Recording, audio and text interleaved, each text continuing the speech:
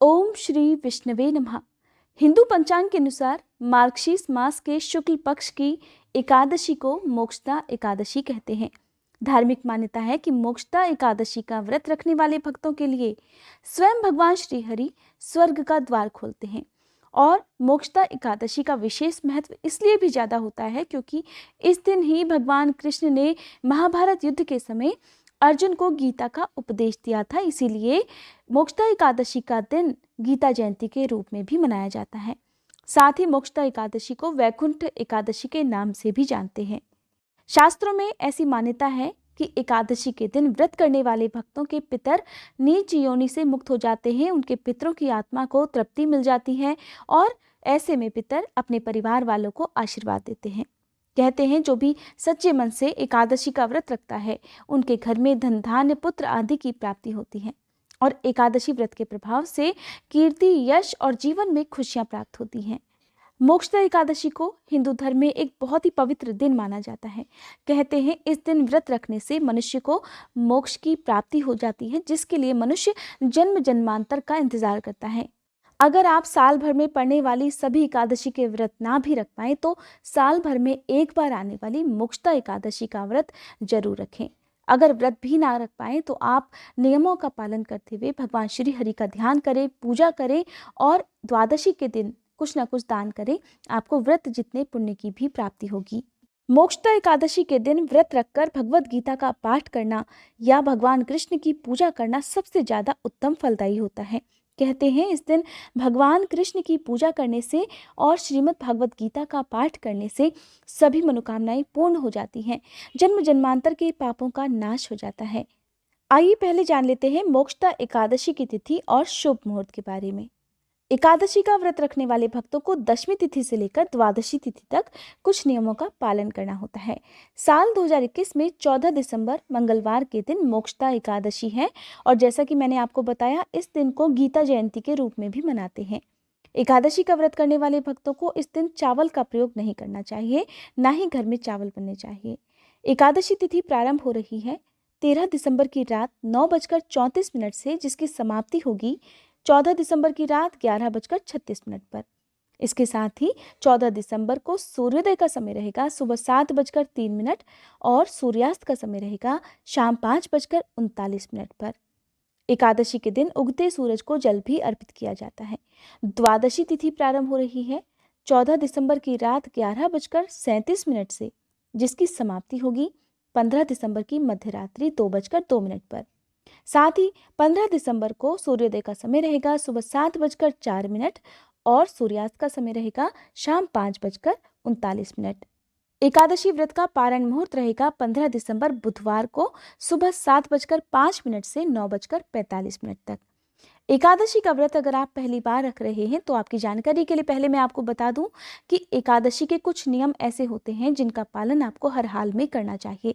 जैसे कि दशमी तिथि के सूर्यास्त से पहले पहले आप भोजन ग्रहण कर लीजिए, उसके बाद आपको कुछ भी नहीं खाना चाहिए। एकादशी के दिन महिलाओं को सर के बाल नहीं धुलने चाहिए और साथ ही एकादशी के दिन किसी भी प्रकार की वनस्पति को तोड़ना वर्जित माना जाता है। तो आप दशमी तिथि के सूर्यास्त से पहले पहले ही फूल पत्ते तोड़कर रख लीजिए। और क्योंकि एकादशी का व्रत भगवान श्री हरि को तुलसी दल अर्पित किए बिना अधूरा माना जाता है, तो आप तुलसी दल भी दशमी तिथि के सूर्यास्त से पहले पहले ही तोड़कर रख लीजिए।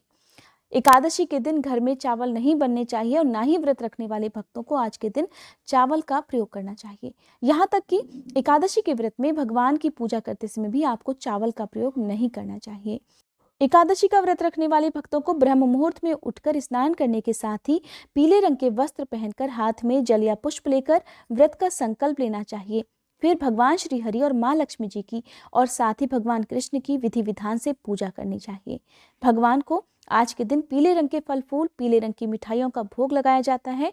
साथ ही धूप दीपक जलाकर भगवान श्री हरि की पूजा करें और आज के दिन माँ लक्ष्मी जी को भी आप लाल रंग के फूल अर्पित करें, उनका श्रृंगार करें।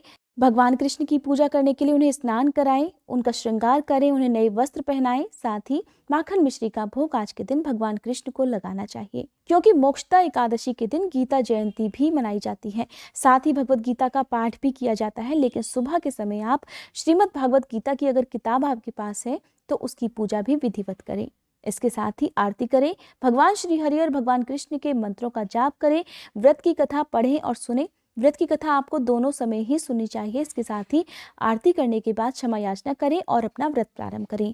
एकादशी के व्रत में हमारे धर्मों में जो पवित्र वृक्ष बताए गए हैं, जैसे कि केले का, पीपल का, आंवले का और बरगद का, इनकी पूजा आप जरूर करें। इनमें से जो भी वृक्ष आपको आसानी से मिल पाए, आप उनकी पूजा कर सकते हैं।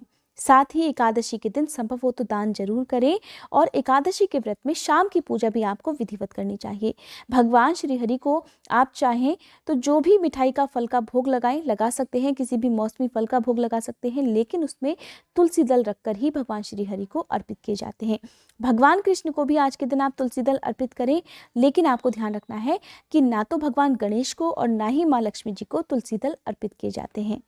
आज के दिन अपने घर के मुख्य द्वार पर शाम के समय पूर्व दिशा की तरफ मुंह करके एक दीपक जरूर जलाएं। हो सके तो किसी भी वृक्ष के नीचे या मंदिर में आपको दीपदान करना चाहिए।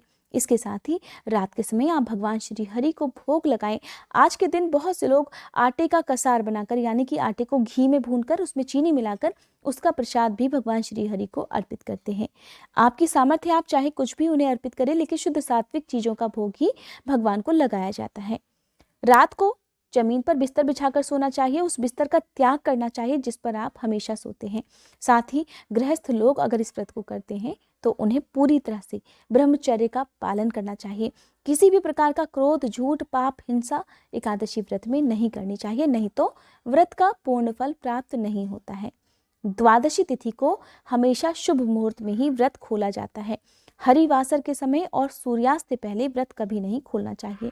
हरिवासर का समय होता है जब द्वादशी तिथि प्रारंभ हुई हो तो उसका प्रथम 1/4 पहर, यानी कि शुरू के 4 से 5 घंटे का समय हरिवासर का समय कहलाया जाता है। तो इस समय कभी भी व्रत नहीं खोलना चाहिए।